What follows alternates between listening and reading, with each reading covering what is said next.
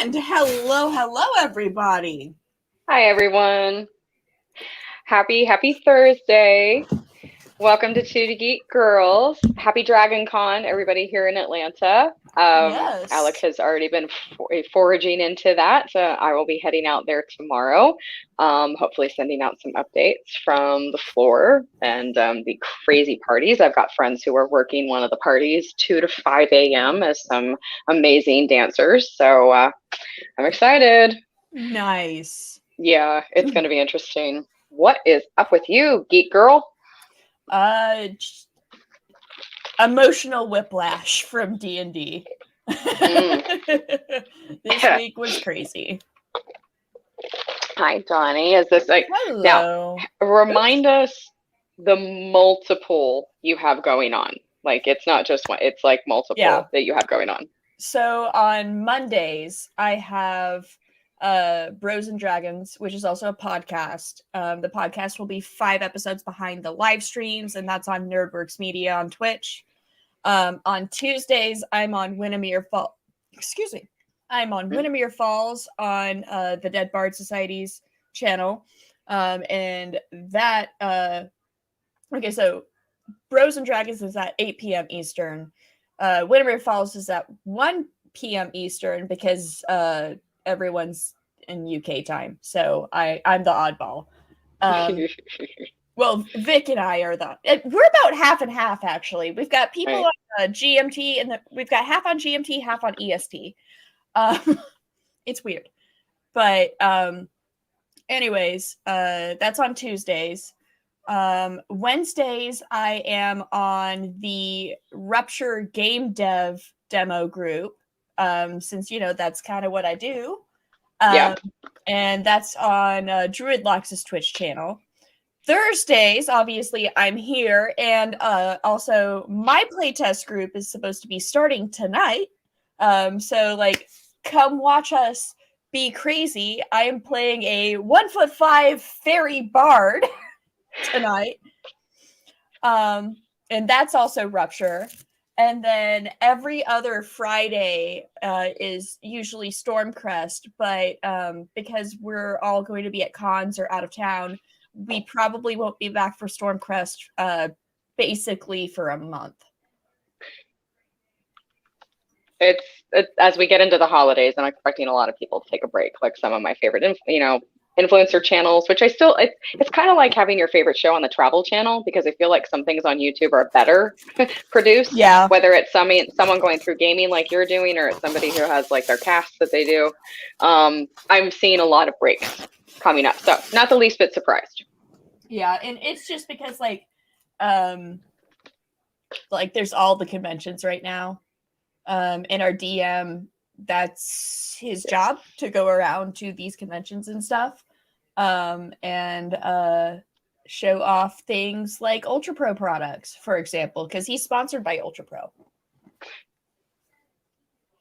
Okay, so that again, making sense. Yeah, that's fine. And my computer's being weird.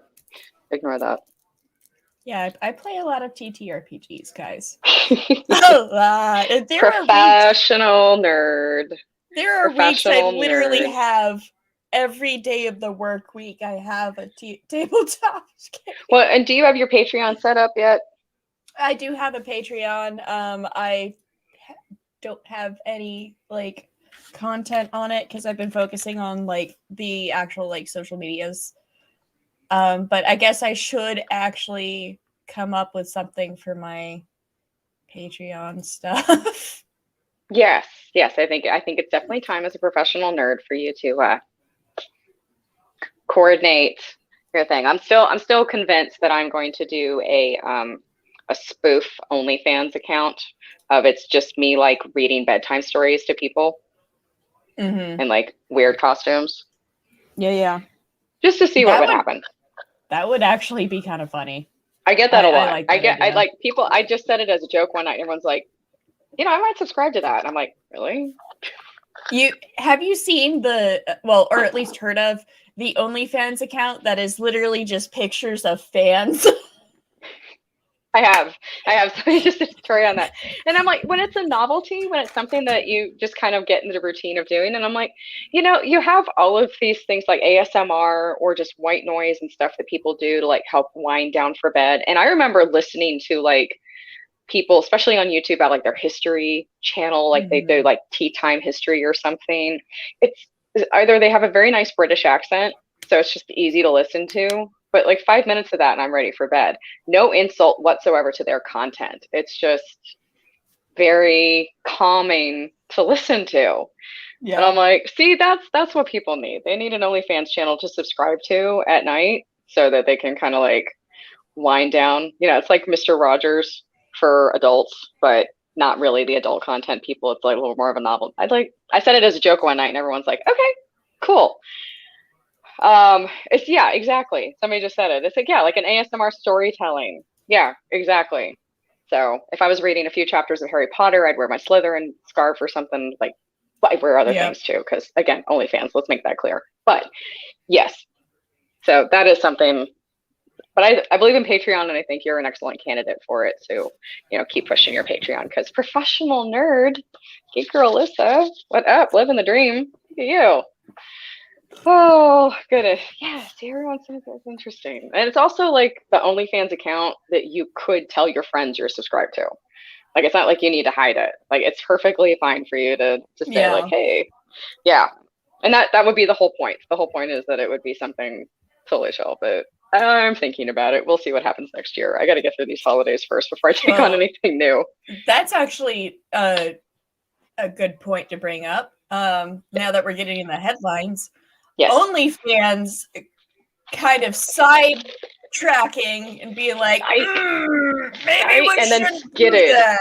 Yeah, it's like, and then skidded and then came back. And it's like, So for those of you who are unaware of the OnlyFans drama, OnlyFans recently decided that they were going to change their TOS so that explicit content would not be allowed on the platform any longer. Could not be classified as sexual content.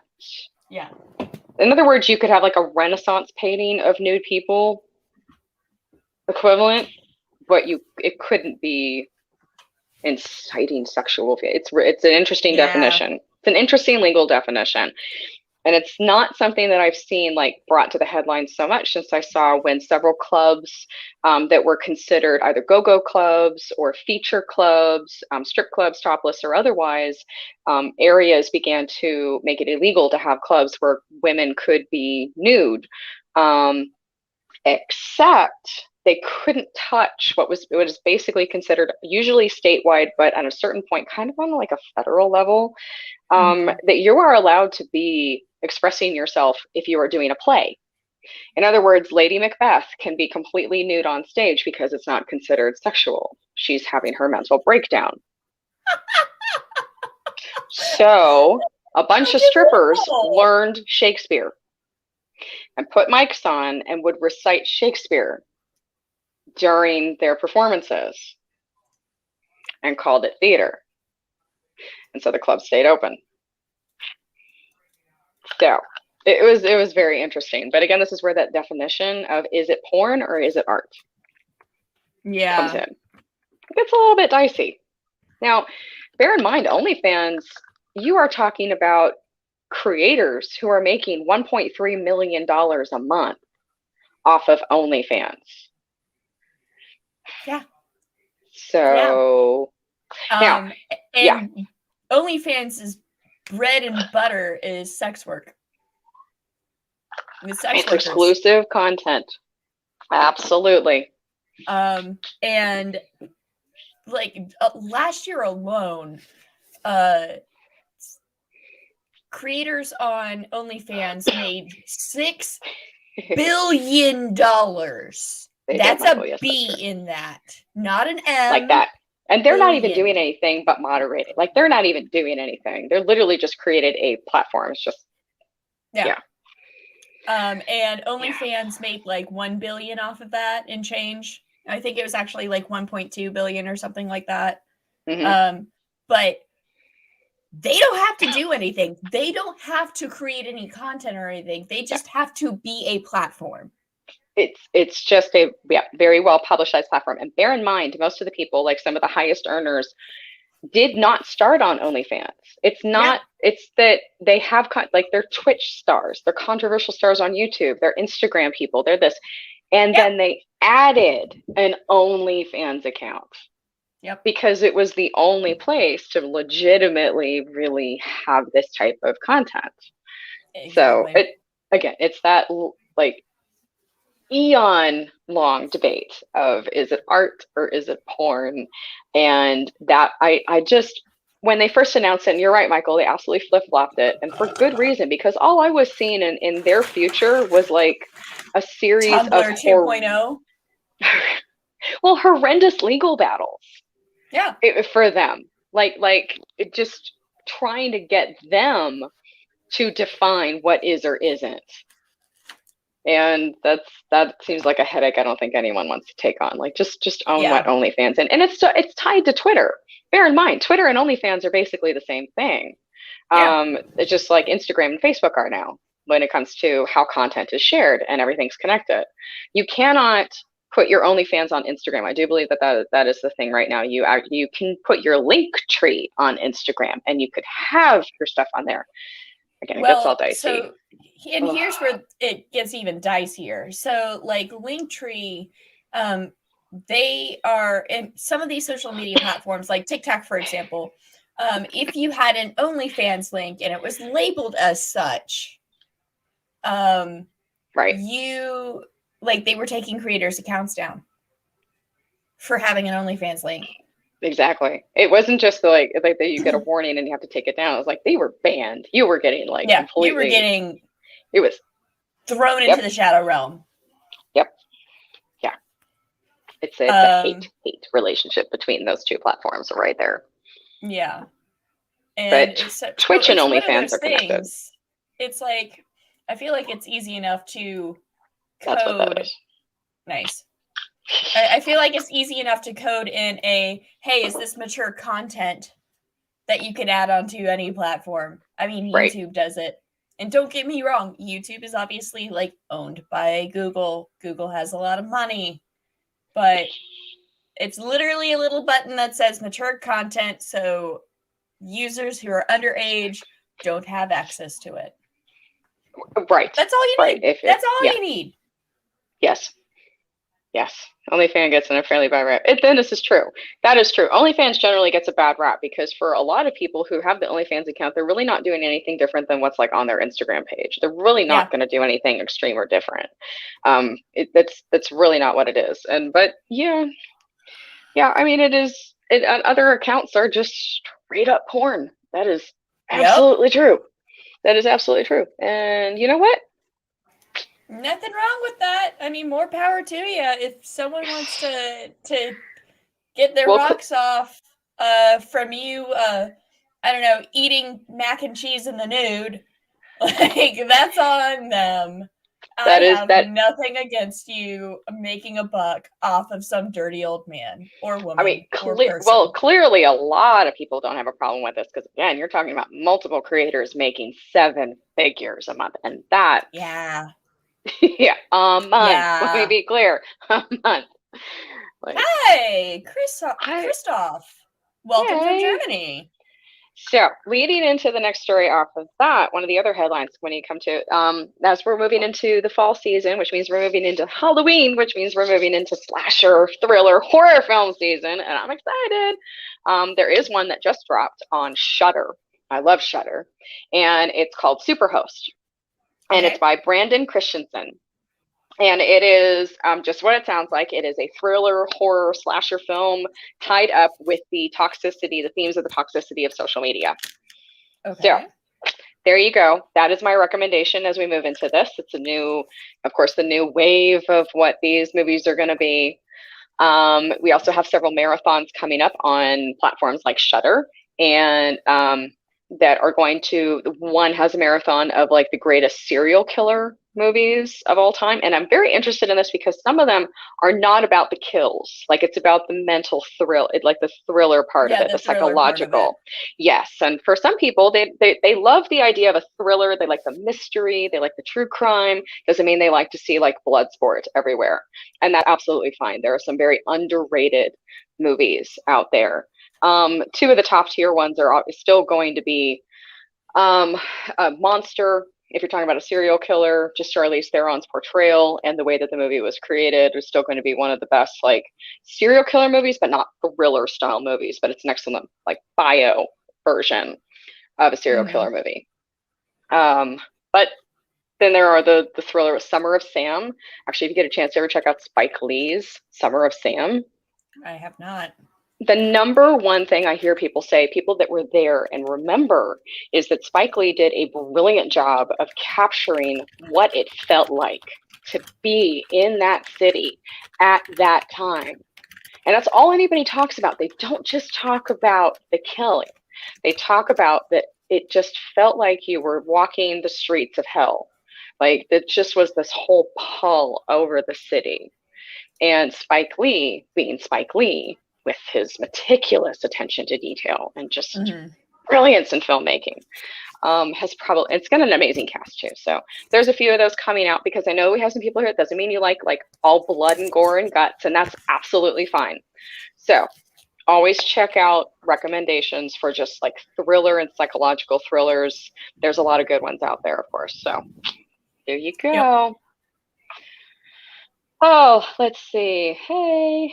1.3 a month. That's right. Was it? It's the girl from. Is it Karina? Was it Karina? But it was one of the Twitch girls who gets like banned every single time. I cannot remember, but it's one of the girls that gets like she's taken off Twitch and then put back on like. And Twitch isn't even where she makes the money. It's just where she gets a lot of fans and then redirects them.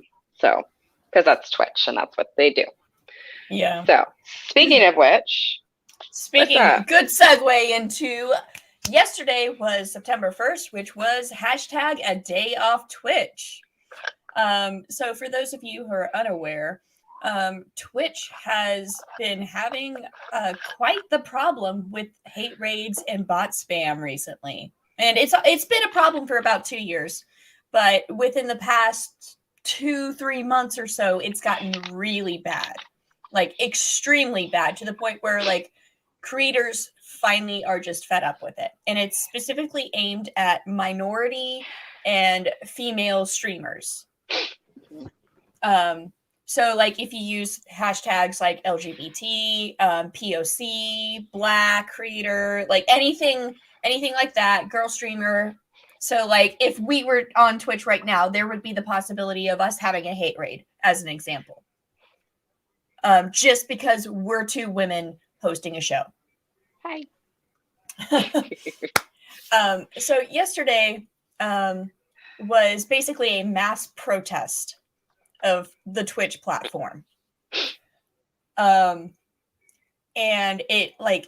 this got picked up by major news channels like MSN, Kotaku, like all these different groups, like IGN, I think. Let me pull up the thing. So The Verge, Polygon, Forbes, like crazy amounts. And it was in the trending list yesterday, on Twitter, it was number 7.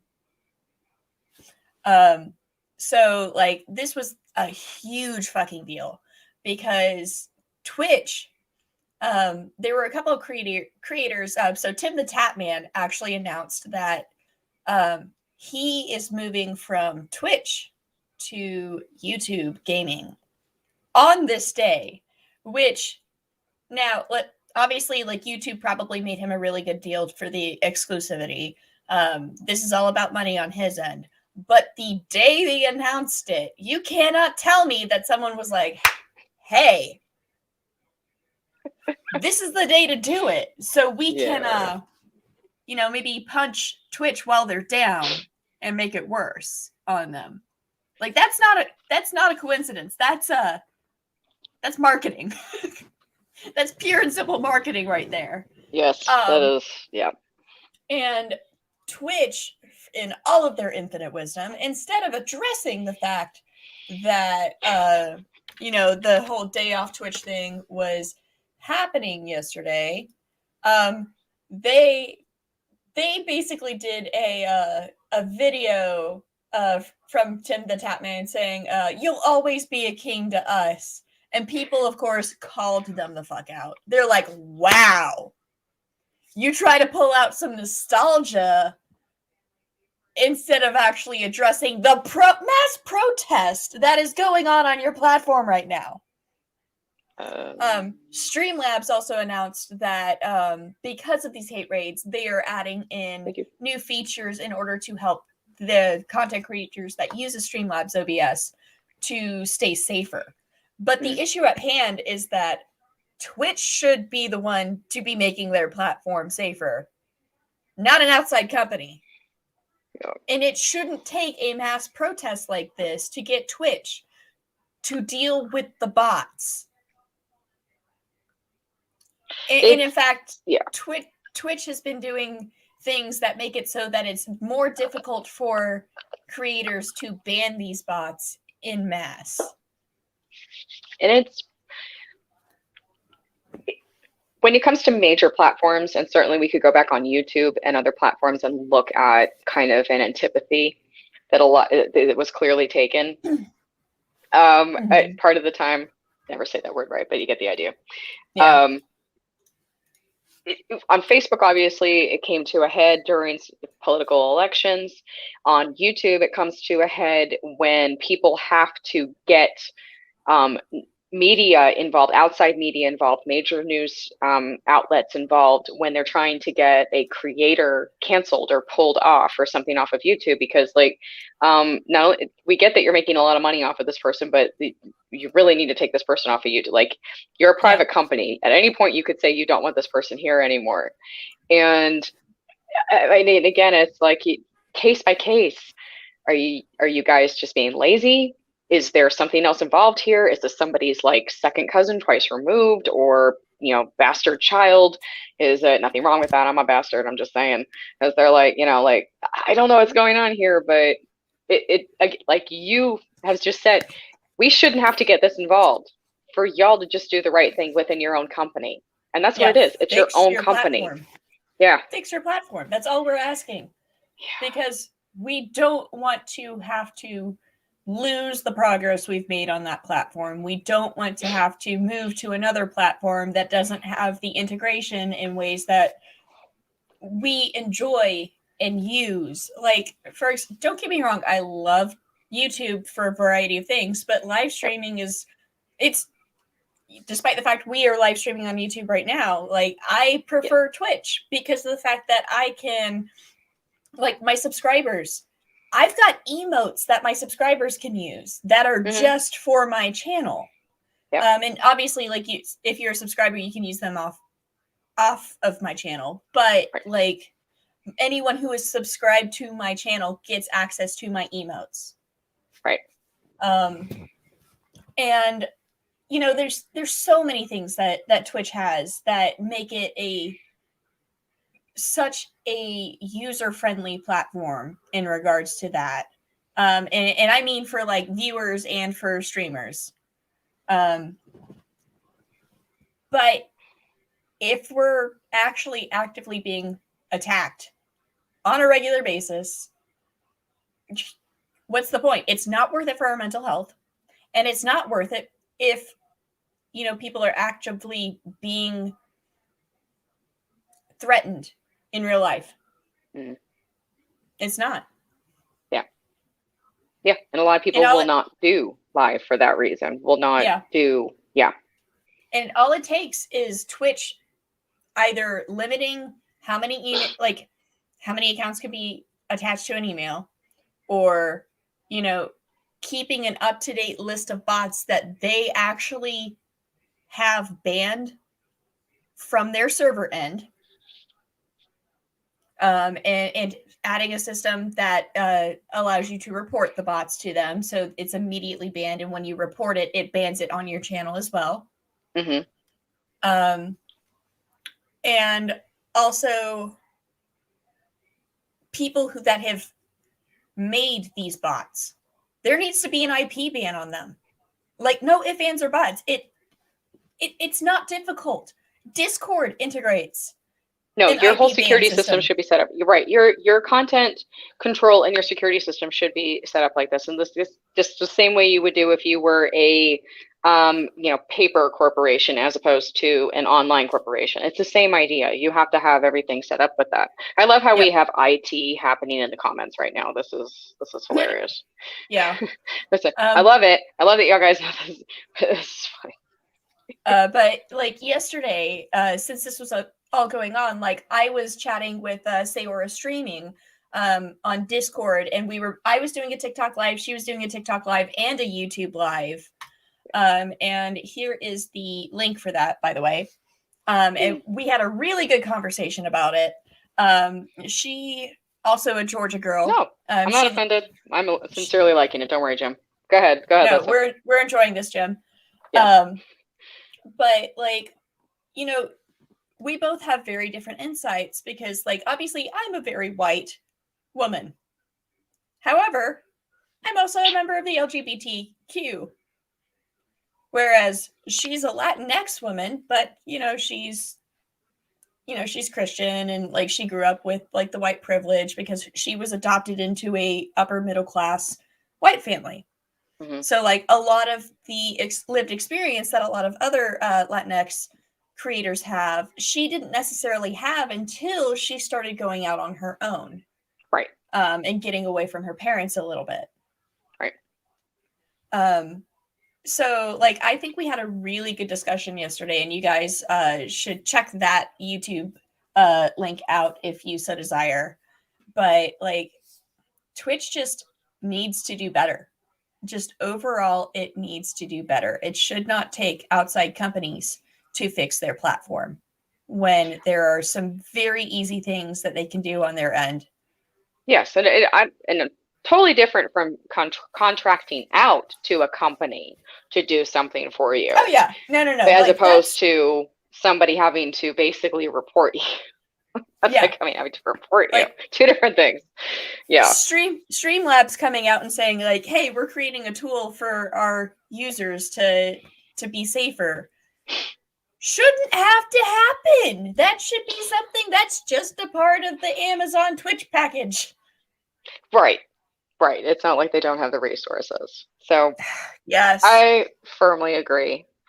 I did see a comment from Jim. First of all, I know that just moving into the next timeline, if that's totally okay with you, Lyssa. Cool. Going to move it. We did have DC Comics announced, because remember they have their own convention basically, but they are dealing with some online panels as well for some of the bigger conventions. Yeah. So DC Comics is, of course, right now talking about The Batman. So you have The Batman, but that's the one with Robert Pattinson. You also have the Shazam movie coming up. That's the sequel. You have the Black Adam with Dwayne "The Rock" Johnson movie. They've added some more information about that. You have the Aquaman sequel coming up with some news. You have the Super Pets TV show coming up, which is adorable. Still want to know what your guys' favorite super pet is. And that's all of them. It's not just like Kryptonian super pet or Superman super pet. That's like it's an animal, which they had before. At one point they had it before, and Lex Luthor had like a lizard who was the villain. And then you had like, and then you had Crypto, who's of course like the leader of the group. And you had Ace the Bat Hound, and you had Isis the cat, and you had like Streaky the cat, and somebody had a parrot, I think, at one point. But yeah, of course, like Lex Luthor's lizard was the villain of all of it. Naturally. So yeah, of course. Why not? Because why not? So yeah, we have the new Super Pet show. New trailer for of course, Titans has all of its new promos out. Doom Patrol. Can we get Harley's hyena? It's two. It's too high. First of all, for the record, I understand Birds of Prey at least one of them. Right. So in At least one of them. So it was actually two. At this point, it was Bud and Lou. So if y'all remember from Batman the Animated Series, they had the two hyenas, and it started out as like Joker's hyenas, just like Harley was Joker's mall. Then, of course, the hyenas became Harley's hyenas. It was Bud and Lou. Now, in the comics, the Joker has unfortunately given the hyenas rabies. So Harley had to put them down because the Joker is a piece of shit. So at that point, I was done with the Joker. At that point, I had no redeeming qualities whatsoever anymore. We're done. Because that's just the way we are with animals. Now, of course, in the Birds of Prey movie with Margot Robbie, you have the brand new hyena that she named Bruce, and that's adorable too. But for me, classic hyenas are Bud and Lou. Somebody quick in the comments, tell me what that reference is to. Bud and Lou. Classic comedians. Come on, I know one of y'all knows it. DC League of Super Pets. That's the one. Yep, it's the DC League of Super Pets. They have the DC Super. Oh no, you're good. So yes, that's what we have for. Huh? I said Bud Abbott and Lou Costello. That's right, Bud and Lou. It was just adorable. That was an adorable thing on Paul Dini's part. But yeah, so you had the hyenas, and I have my favorite statue that Alec ever got me is Harley from like the Motorcycle Gang line. So Selena was in the Motorcycle Gang, Batgirl was in the Motorcycle Gang, Harley Quinn was in the Motorcycle Gang. Of course, Harley Quinn was the best. Her statue was the best. And if you get the Super Deluxe Edition, it has a sidecar with both Bud and Lou in it.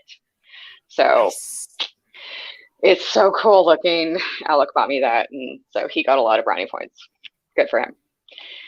But yeah, so they'll always be that one. So I don't know what they're going to do with as the villains, but those would be several of them. Like Mischievous, Anti-Hero would be, you're right, it is an animated movie. You're right. So I was mouth word vomit. So there used to be, way back when, a cartoon series of the animals on like the kids WB equivalent. That there was, and that's where like Lex Luthor's lizard was the bad guy. You're right. This version is a movie. You're absolutely right. Animated movie. So there you go. So DC's announcing its new lineup. I haven't seen anything yet about like any new Justice League movie or anything like that. We're going to focus on the individual movies right now, but we've got the 2 sequels coming up, The Batman, and all of that. I don't know. Of course, so there you go. Yeah. And then on the Marvel side, of course, yes, Venom 2. Venom just has such a cult following right now, and I find it adorable, and I'm here for it. Not my favorite movie, but I understand the people who are perfectly happy watching it. I'm totally good with it. Like, there's movies that I know I don't think people like, but they get a cult following for a good reason. So Venom 2 is coming along.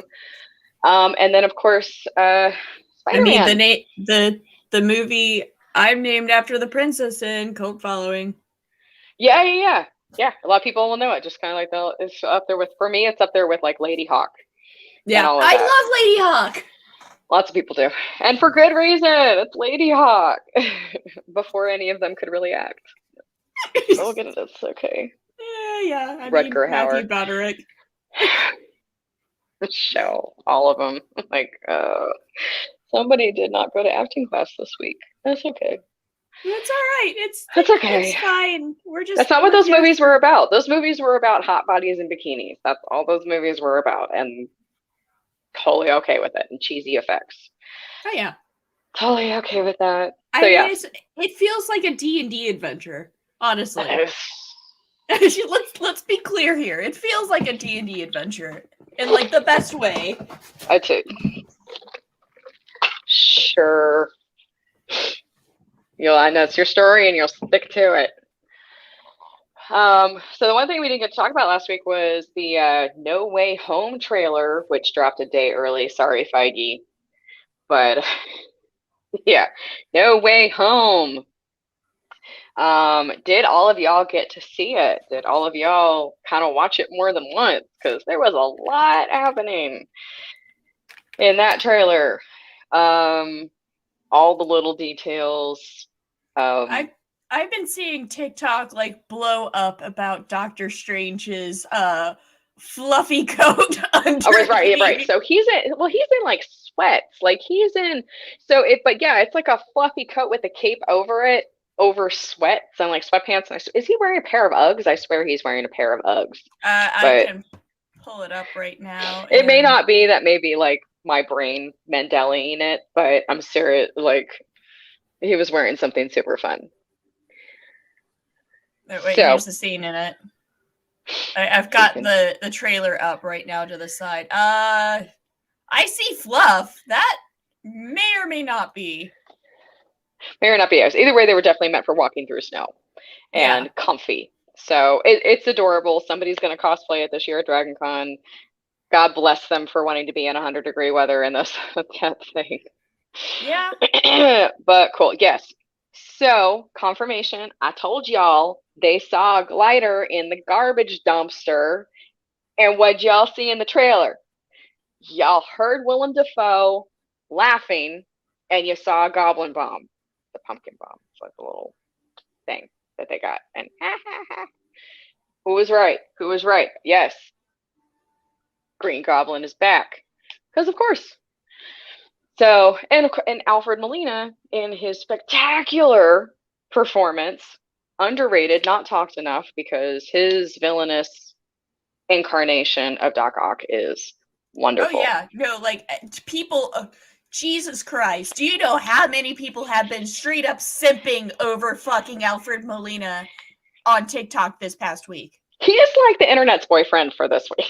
Oh yeah, no, Alfred Molina is the internet boyfriend this week, because which is like everyone is just like, oh my god, like first off, he looks badass as fuck.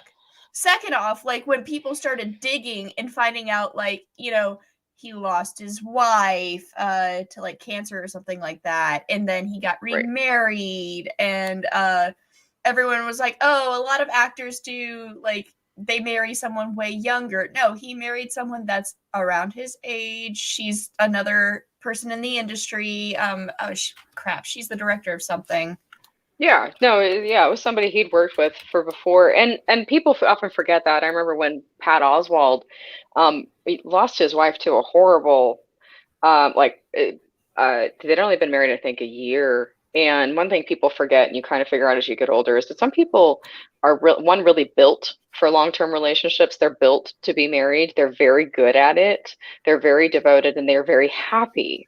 And so, because of the kind of people that they are and the kind of circles they run in, it's not hard for them to find another partner. Mm-hmm. So I don't always question that. He's married to Jennifer Lee, who directed Frozen, Wreck-It Ralph, Zootopia. Like she works for Disney. Okay. But like, you know, like she is a successful woman in her own right. And he didn't just go off and marry. Have you seen the pictures of him at their wedding?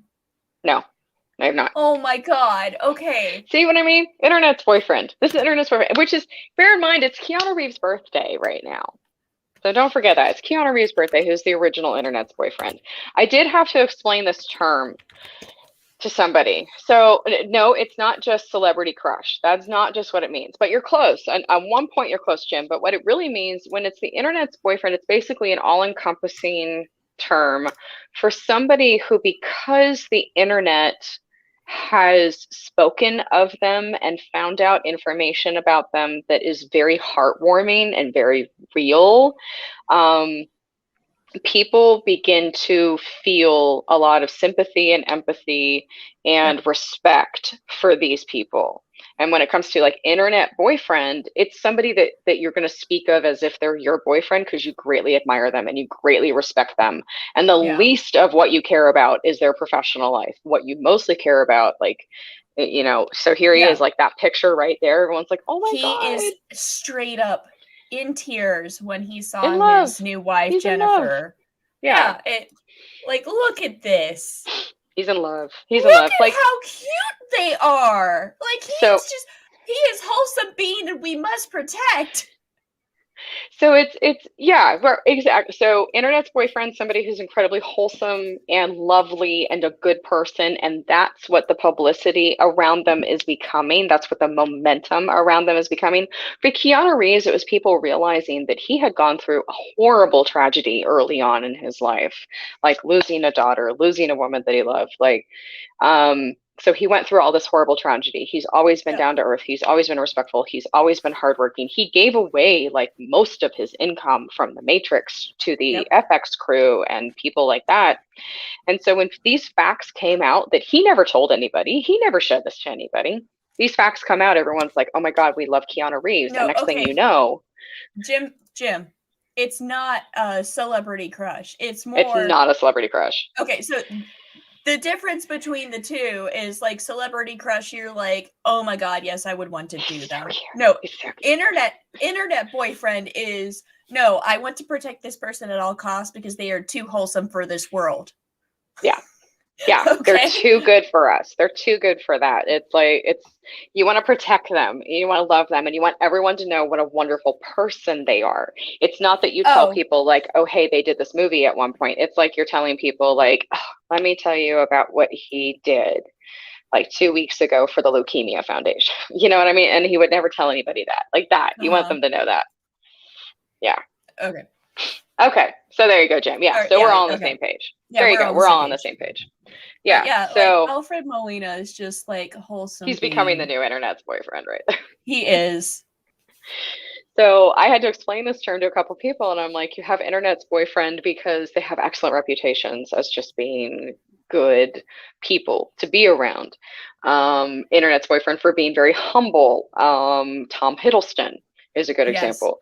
Cumberbatch is a good example. Like they kind of making fun of himself and all these good qualities, and it's a good thing to encourage this because clearly there are a lot of horrible, narcissistic, sociopathic, psycho people that become very successful in this industry, and we don't want that. We want the good people to be successful. It's nice to see that shift away from the narcissism in Hollywood and being like, no, these are real people who are genuinely just good. Yes, Dolly Parton, internet's girlfriend. Yeah. It has to do with like this protective feeling that we have, like Betty White, internet's girlfriend. We all want to protect her. She's too much. Like we need her. Yeah. Like wrap her in bubble wrap and just keep her there. Do not let her go. The day Betty White passes away, the world will be in mourning. God, it's like, ugh. Yeah, right there. Somewhere between Betty White and Dick Van Dyke is like everything. So it's not like a fluke accident that you have people like Cumberbatch and Tom Holland leading Hollywood in the biggest blockbusters right now. They're the biggest names out there. They're the most successful. Kaylee Cuoco, one of the most successful television actresses of all time. Financially speaking, she's got 3 shows in syndication. She was making a shit ton of money for every episode. She's still a spokesperson for like Progressive. And she's an animal rescuer and all of these things. And so she's, again, these are all good things. So everyone has their own version of like what we would call the internet boyfriend or internet girlfriend. So of course the MCU is full of it. And this is just the power of social media. It's what happened. But yeah, so I was absolutely crushing over the storyline for, so the storyline for No Way Home is actually not the most popular storyline that's ever happened in comic books, and it has to do with Mephisto, and it's a little bit different, and Peter Parker not liking certain things but having to give up other things. So reminiscent in this doesn't mean Mephisto is going to be anywhere near this movie.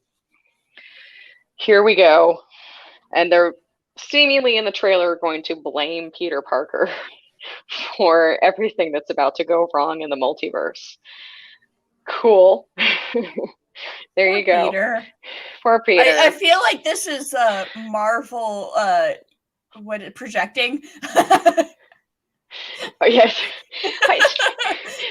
It was right there. My favorite meme that happened from the pre-release, so the trailer dropped a day earlier than it was supposed to. It was leaked a day earlier than it was supposed to. And of course, because of contracts that they have with major outlets, you were only finding it on like underground outlets. You were finding it like private people. You weren't finding the trailer anywhere. Like it's not like any of the major news outlets were going to show it because they knew it was a day early, it was a leak, and it wasn't good. So there's all these memes about like Kevin Feige's reaction to the trailer dropping a day earlier than it should have, and one is like, Tom, oh, it's not Tom this time. I'm like, no, Yeah, it wasn't Tom Holland this time. One. Tom Holland didn't do it this time, but it's usually Tom Holland or Mark Ruffalo. Yeah, who one of the TikTokers that I follow, she did the Kevin Feige Tom, and like she's like got Peter Parker, Tom Holland blindfolded, and it's like, no, you're going back in your corner. At least you have company this. At least you have company this time, and it's Mark Ruffalo. They haven't let me out since the last movie. Oh god, it's hilarious. Yeah, that Tom Holland is still going to get blamed for everything, and that's just the way it's going to be. For fuck's sake. By the way, the mug that Doctor Strange holds, which says "Oh, for fuck's sake," is available online. Just so you know. Yeah, I know. I've had that one in my purview for years. I just haven't gotten it. Oh my god. And of course, there's all the rumors about like who's in it, who's not going to be in it. It's kind of like, honestly, the MCU could put anybody in this movie and it would, Loki already did that. Whether you want to do Sylvie Loki or Loki just started that. And then you had all of these. You've had all of these things. You have Sylvie Loki and Loki. You have Scarlet Witch, and now you have Doctor Strange and Spider-Man. All messing with forces that multiple people have told them not to mess with. Yeah. But not going to blame Scarlet Witch nearly as much. It's not like she knew. It's that's cool. I'm going to blame Sylvie more than I'm going to blame Loki. But yeah, here we go. Into the multiverse. And it's just this fantastic opportunity to, again, see people like Alfred Molina again. See people like Willem Dafoe again. I'm so glad that they're doing that. Like, I'm glad that they are taking the best of the actors from the Spideyverse movies. And we did have it confirmed that Jamie was going to come back. That can't think. So it's all the Sinister Six. You got Electro. Mm-hmm. You've got Sandman's still up for debate. It's hard to tell what's a cloud or what's sand when you're looking at the trailer, but yeah, obviously a better character than he got a shake in Spider-Man 3. So we'll see. Green Goblin, Doc Ock. You have, let's see, it's the Sinister Six. So you can run through this. Like, this is definitely, if you're looking at the comic books, you're looking at the Sinister Six. And I'm clearly not. We've had other girls that were part of the show that were far more educated in the Spider-Verse than I am. But these are the parts that I do remember. These are the parts I do look at, and that's where I'm going with this. And I'm excited because I just feel like it's going to be this great movie that's the perfect balance of story, content, and a bit of fan service, but done right. And I'm okay with fan service when it's done right. The big ones for the Sinister Six now, they've obviously like had some switch outs every now and then, but like Doc Ock, Electro, Kraven the Hunter, Mysterio, Sandman, and Vulture.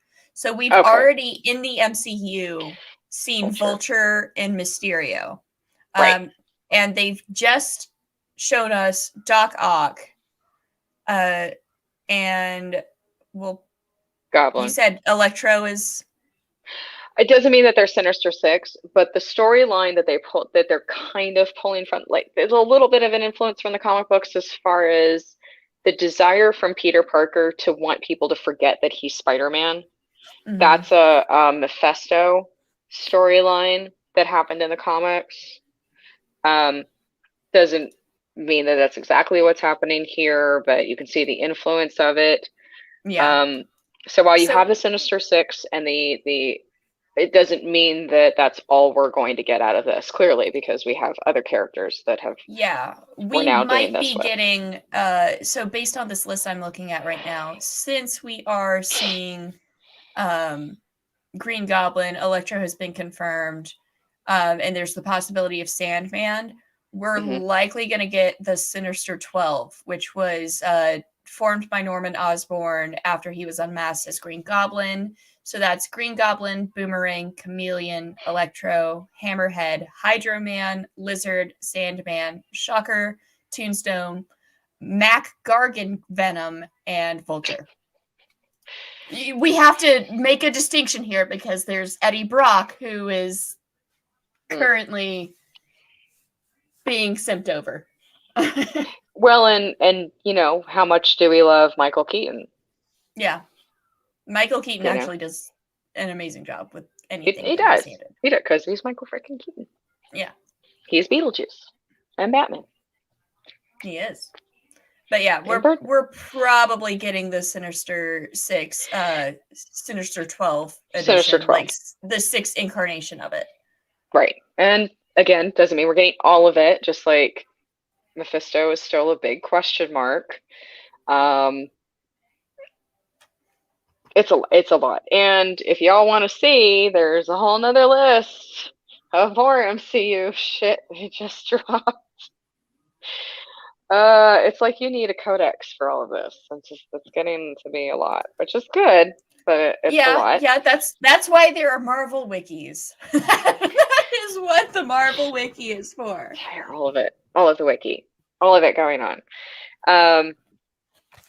Yeah, I mean, when I and a lot of what their reasoning behind a lot of what they're doing is a lot of what I tried to think about when I was pulling together, you know, Supergirl and who she's going to fight against and who her allies are going to be, because this is a Supergirl who's more like a Power Girl who's older. So it's not Supergirl. It's like she's in her 30s, you know, Superman's in his 50s, and we're moving closer to the Kingdom Come storyline when we get into what's happening with me. So there's a lot of stuff that you have to consider that just whose timelines make the most sense, whether you're going to have something go like this, or you have time travel, or the Legion of Superheroes, or anything like that go on, equivalent of that in the MCU, multiverse and everything. But the weird thing about the multiverse is you're still kind of dealing with, so far what I can see, storylines that are kind of like, here's this timeline, and here's this timeline. Spider-Man's the same age in both timelines. Yeah. And we're doing this. You know, so it's still kind of linear in what's merging. Also, I've seen people making jokes about like Doc Ock, for example. Like, he's an evil dude, but he's gonna meet 16-year-old, because like oldest Peter can be is 17. Yeah. Oldest, like physically, because obviously like the blip happened. Right. So he's still his last year of high school. Yeah, it's still his last year of high school. Yeah. Yeah.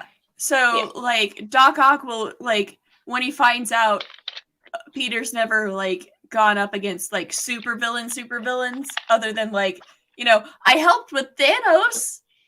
He's gonna be like, how old are you, kid? 17? Nope. I'm out. I am not killing a 17-year-old. Why am I so too young? I have standards. So again, you're dealing with like this interesting incarnation, because these are villains portrayed, one, magnificently portrayed by actors, whether you're looking at the Raimi universe or you're looking at the Garfield. Thank you, Garfield universe, or you're looking at the current MCU. You are obviously, who they cast as the villains is an enormous part of how we feel about the villain, and then the storyline. They're always trying to make sympathetic, always trying to make this. And bear in mind, we have the Morbius movie coming out as well. Mm-hmm. We'll see how that goes. I don't know. We'll find out. We're gonna find out one way or another. Yeah. I mean, even, I have my opinion about a lot of stuff happening in the MCU, but either way, excited. Yes. There you go. So Doc has no standard. Well, Doc Ock, who he becomes in the comics, and a lot of the stuff that he's done in the comics, yes, absolutely horrible. Obviously, when they did the Raimi universe version with Alfred Molina, this is a much more sympathetic character. This is somebody that they try to show had like a degrading. I usually equate him to like Dr. Freeze from the DC Yes. universe, Yeah. where okay, No, I agree there. we That's a good completely understand the motivation. comparison. Yeah, very same for me. Yeah. We understand the motivations, and but we watch them do horrible things, and there you go. There's a villain for you 100%. The thing about Freeze that I think like sets him apart from the other villains is like a good portion of the time he will also just straight up like pair up with Batman and be like, yeah, no, they're fucking things up. I just want to save my wife. That's all I want to do. He can be reasoned with, and very clear motivation for like everything that he does. He can be reasoned with, and he's had like 15 animated incarnations. And when they did the Harley Quinn movie on HBO, he actually did sacrifice himself for his wife. And Harley Quinn just handled that the way Harley Quinn handles things. So that was okay. The one part I was very interested to see with Doctor Strange in this trailer was Doctor Strange currently being portrayed as somebody who the question was, has he moved past his ego enough to become effective, or does he still have this kind of pride before a fall type attitude? And he's absolutely been portrayed, as much as we want to blame Peter a little bit for clearly messing up the spell, Doctor Strange knew better. He knew better. He's still the guy who's messing with time. And so he doesn't have the time stone anymore, but he did rebuild his amulet. So he has that, and he's using something else. He can't just do time the way he did before, but we'll see how all of that works out. So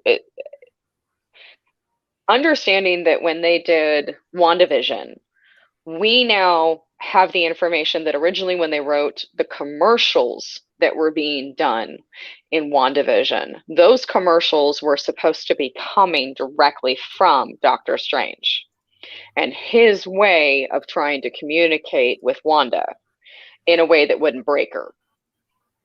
All of these clues. So that's what we've been told, even though they decided not to reveal it at that time.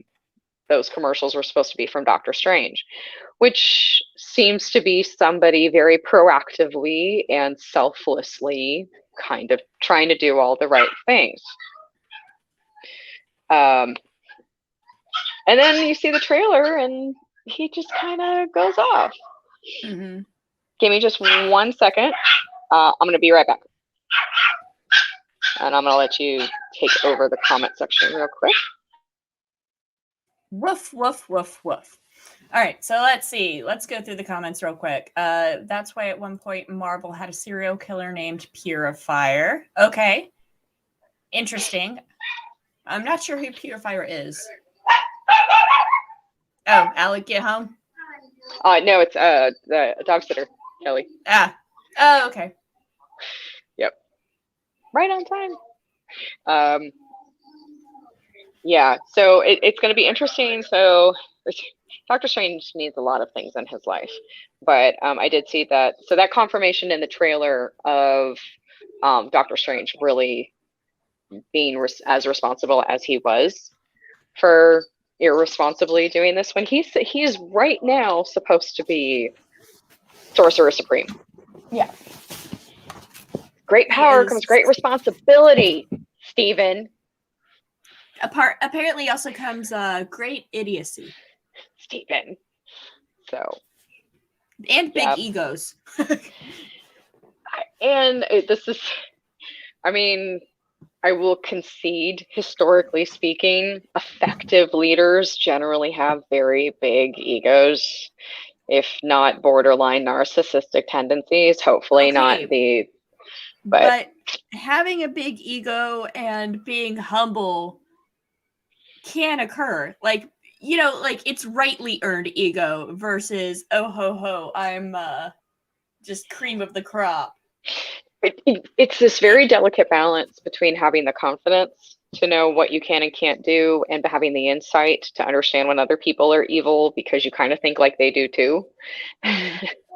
And then there's, but yeah, I mean, it's like just to think that the delicate balance is thinking that the confidence to understand that you can do the job, or do you have the ego to think that you have the right to do the job? And Strange tends to tip over more often than not into that other side where he thinks that he's kind of, that, which also is part of the personality that makes him good at what he does, and a perfectionist and going after things without any timidness. You know, having a person in my life who is very impulsive and very confident and always looks for a way to get things done and do them, you know, now and find a way around and all of this. I see the plus and minus of this. So there you go. Yeah, the thinking of I'm all that. Yeah, kind of like I'm imbued by God. Yeah, exactly. Yeah. Let's see. It is 7 right now. Do you have to get to work? Not work, to get ready for, we're gonna leave for for Dragon Con. Yep. Okay, so then let's do one more thing. Apparently today is Adult Swim's 20th anniversary.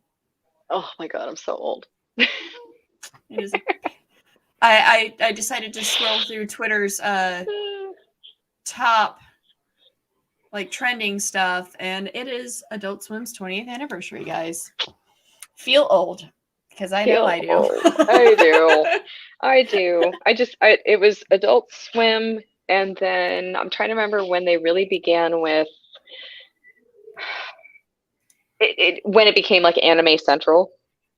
And then they would allow you to vote for kind of like the movie of the week or what you wanted showed, stuff like that. And at one point, literally Cartoon Network, so it was an Adult Swim, and there was Toonami. But there was something before Toonami. But about the same time that all of that was beginning, anime fans, because they knew Cartoon Network had the rights to show them, were just like inundating with, you need to show Akira, you need to show this, you need to do this.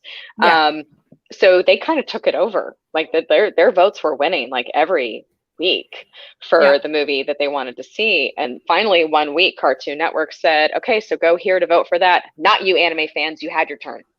They literally made that PSA, and they kept like scrolling across the screen. No more anime. We're not doing anime. So yeah, it was a few weeks before we got to see Akira again. Well, I mean, to be fair, like they were just inundating people with anime all the time, which, don't get me wrong, that's one of the things that just like pushed me further into just being a little weeb. Or no, otaku. That's the correct otaku. We're otakus. Bright shiny objects at cons. Yes, that's us. Otaku brain. Speaking of. You have an otaku thing? Yes, you do. Is that the one with the little thing in it for the for the chopsticks on the side? Yeah, that's the one. This is the one. God, I love. But anyways, like, and Cowboy Bebop, by the way, released its live action pictures. Oh, I've seen one of them. Heen is back to being a corgi. They tried not to do that, and I'm like, that was not going to work. Heen is a corgi, and that's just Ein. Oh, Heen is from Heen is from Howl's Moving Castle. Yeah, Ein for short for Einstein, because the corgi is intelligent, like he's like genetically engineered to be a super intelligent dog. Yep. Ein for Einstein, and then Heen, which is like this weird corgi old man hybrid from Howl's Moving Castle. Where can I stream this? Because I've never seen Howl's Moving Castle, and now I am very concerned. How have but you also not seen intrigued. Howl's Moving Castle? If I'm remembering, it has been several years. I actually watched it when it came out in theaters, and this was back when Ghibli Studios was like Miyazaki and all of them were still working. And Miyazaki's not really doing it anymore. But no, Howl's Moving Castle is absolutely what you need to see right now. Like right now, you need to get off of this and you need to go watch Howl's Moving Castle because holy crap, best thing ever. Spirited Away was my favorite to watch in theaters because I was sitting in a theater in New York City with a bunch of anime fans, and I was by myself, and it was just amazing. But Howl's Moving Castle, like I fell in love during that movie, and I have watched Spirited Away, and then it was one that it was released as a Netflix original. I can't think of what it's called. But somebody may have to correct me on that. There's a corgi in Howl's Moving Castle too, but he's like an old man corgi, and somebody correct me, but I swear like Heen is a name of some dog in some anime somewhere, and I want to say it's Howl's Moving Castle. But I've also had a little bit of moonshine, so do not take me as gospel. But anyways, they did one that they released on Netflix for a while. Oh, okay. But that one was like about someone who came in contact with like a witch flower and temporarily gave her magical abilities for a bit. Okay. Can't think of all good things. Neighbor Totoro, yeah, Neighbor Totoro, and I've then seen part of My Neighbor Totoro. Totoro's awesome. I saw that one and Princess Mononoke around the same time. That's when Disney was not Disney. Well, yeah, Disney, but Ghibli was getting its movie more and more popularly getting dubbed in English. Big stars were doing the dubs like Christian Bale and Kate Winslet. And all of them. Well, maybe that's just an ad. Never mind. Kiki's Delivery Service, Nausicaa Valley of the Wind, Castle in the Sky, Steam Boy. These were the ones I caught on to later, but yeah. But Howl's Moving Castle is a love story of to like fans of it. It's just, oh my God, even the English dub. And it has Billy Crystal as this little fire demon and is the best thing ever that you've ever heard of. I've heard Calcifer. this. That's this Calcifer.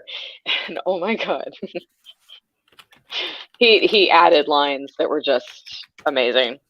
So yeah, it's just a good movie. And that's the thing about the movies. It's not that they're good anime movies. It's that they're fantastic movies. And I do recommend before you see them, try to find like a spoiler-free dissection, or what we would call it, I guess, a dissertation of what the themes are, because it actually adds to what you're watching. It's a lot to take in. There's a lot happening in these movies. It's a lot of sensory overload. It's a lot of music, it's a lot of sound, it's a lot of visual things going on.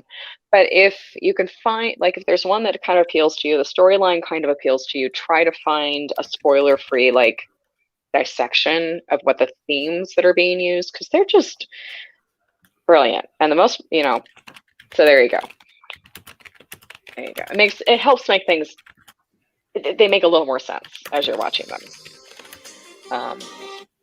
But debatably, but I would probably say it is one, Cowboy Bebop is still probably the best anime series. Yes. Of all time. Yep. Sorry, Dragon Ball. Sorry, Dragon Ball. Periodically go back to Cowboy Bebop. Like, don't get me wrong, I have a place in my heart for DBZ. I have a place in my heart for Sailor Moon. Sailor Moon is definitely up there.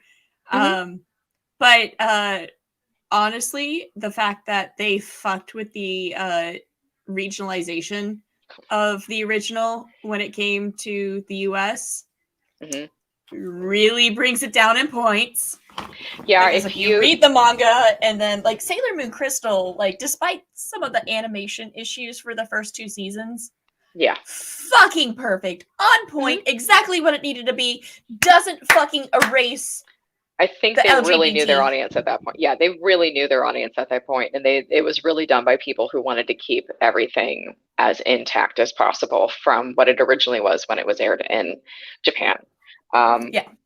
yeah, I'd still say for a good idea of why people like anime, why they respect it, Cowboy Bebop is probably going to be my first nomination at that. Okay, so going off the cut, Donnie, Manifest is such a guilty pleasure. It is so horribly written that even the good actors cannot like deliver the lines well, but it is a guilty pleasure. The plot that they have going on is good. The script is crap. But the casting is totally fine and the actors are doing their best job. But it is some of the worst writing. Like just the lines are ridiculous that they have. Oh, and the dog fights they had in Cowboy Bebop as well. Home Dude, Sweet yes. Home Alone. Really? Okay. Okay. That's interesting. But yeah, Cowboy Bebop, like, first off, music, fucking on point. Katano. Yeah. 3, 2, 1, let's go. And she did it for Ghost in the Shell too. This is the same composer for Ghost in the Shell. Another really good show to watch, guys, if you have not watched Ghost in the Shell. Ghost in the Shell, very talky. Action sequence, talk, talk, talk, talk, talk, talk, talk, talk, talk. Action sequence, talk, talk, talk, talk, talk, talk, talk, talk, talk. But gorgeous. Absolutely. Yes, absolutely gorgeous. Stunning. Though whether you're watching the movie or the 2 seasons. Gorgeous. The Netflix, the recent Netflix release of Ghost in the Shell with that 3D animation. Yeah. That seemed to. I don't know how to feel about that. I tried watching the first couple episodes. Yeah, there wasn't really anything wrong with, like, I wasn't having a problem before. I don't think I needed that. Like, it's. I was like, why did you? I understand, like, updating the style because, like, you know, the 2 different seasons. Because, you know, there's like the OVA and there's the original and everything. Right. So Ghost in the Shell, they have second gig. Yeah, and though they've got 2 very different styles with how they of storytelling, yes, but not. I mean, like, it's the same studio, even but yeah. for some of the drawing, because Motoko got changed with how she looked, with like her eyes in particular. I think, I mean, I think if I compare it to the movie when it came out, like, obviously animation was like, that was a good decade before the show came out. So if I were to compare her to the movie and then to the series, I found her to look very much the same in the 2 seasons of the series, but that might be why. Well, no, there's the 2 seasons of this one, and then there's an OVA. So those look very different. Yeah, I'm still thinking the movie versus the series because she looked the same to me in the series. But yeah, like, I gotta go back and look. The character design was a little bit different, like particularly the eyes, like the style of how they did her eyes was very different with, like, because, like, it's supposed to be like a precursor to the other series kind of thing. Okay. And her eyes were like a lot more rounded, a lot more almost soulless looking. Yeah. Because they were like this icy gray blue. Which is fine. I mean, it was a stylistic choice. I didn't have an issue with it. The 3D animation, though, really, really fucking creepy. And the story just didn't really, at least in the beginning, maybe later on in it, I just have to maybe give it a chance. Right. But yeah, it like the combination of I'm not liking how they decided to do the stylistic choice with the 3D animation. Fair. Added with so far the stories, like, by now the story should have picked up enough to where I'm like, yes, I want to keep watching this. Like 2-3 episodes in, I should be. Yeah. I should be hooked at this point and be like, yeah, I want to keep watching. I didn't get that.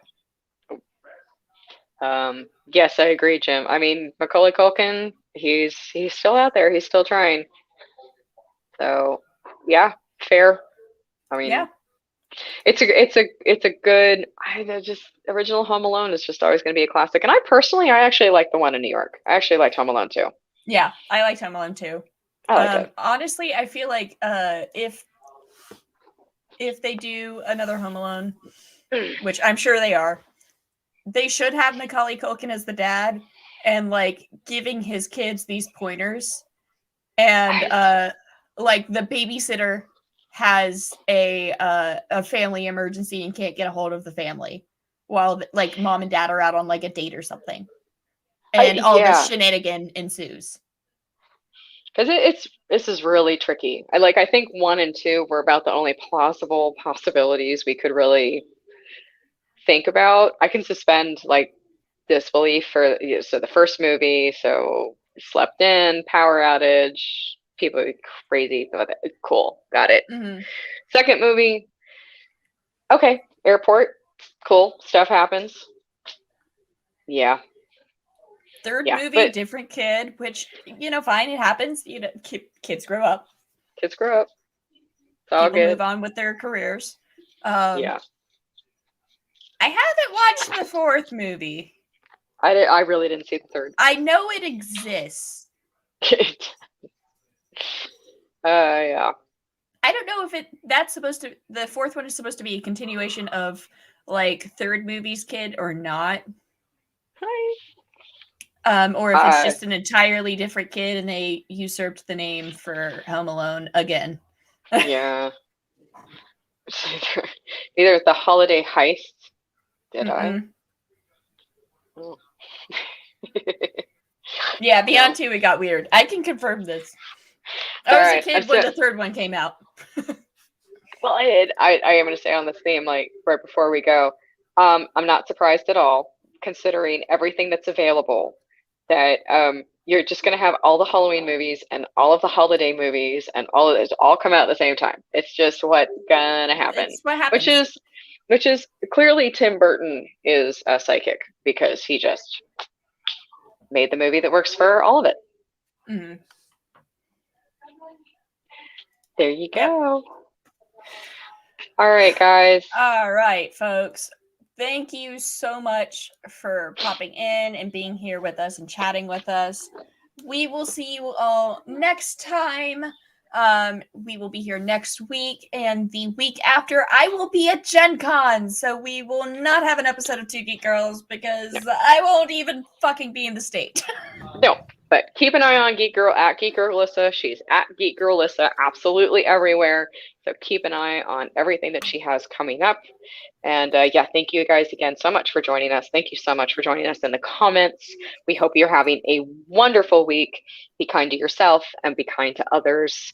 The holiday season can be very stressful, and we just want to stress that as we go into it. Exactly. So, and remember, guys, you are enough. You are enough. And live long and prosper. Yes. Bye-bye. Thank you, guys. Bye.